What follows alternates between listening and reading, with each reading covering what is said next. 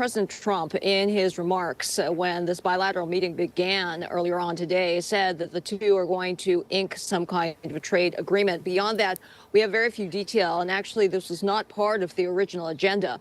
But given the issues surrounding the agreement back in July, where the U.S. and Japan were not seeing eye to eye, and there was a lot of question marks in Japan as to what exactly the two sides agreed to, I think everyone has been wanting to hear what that $550 billion pledge is actually going to amount to.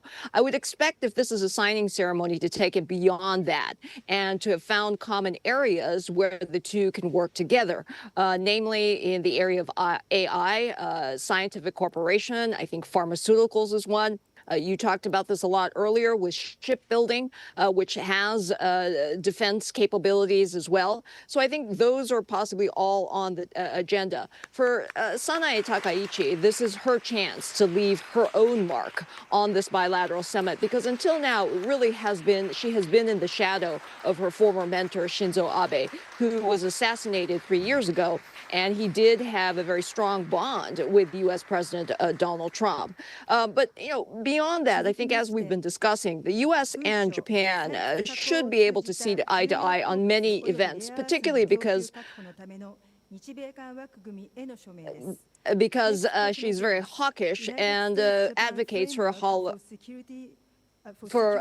bigger defense spending. We're getting a few more details on this signing agreement, so let's dip into that. Seems they're agreeing on a rare earth procurement.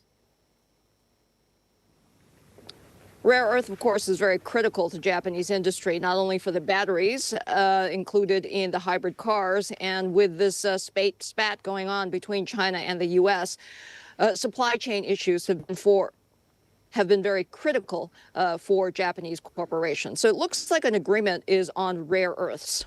Martin?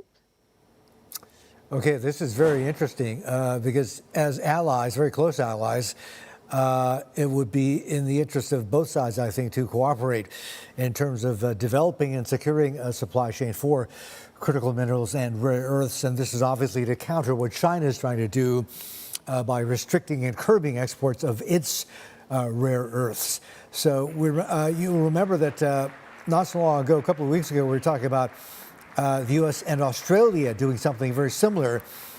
We'll have to await details of the agreement with Japan to see what exactly is involved here, but I wouldn't be surprised if it involves investment and cooperation in adding capacity upstream, as well as probably more importantly, the processing side of it, because that is where the West and the U.S. in particular are extremely weak and where China continues to dominate.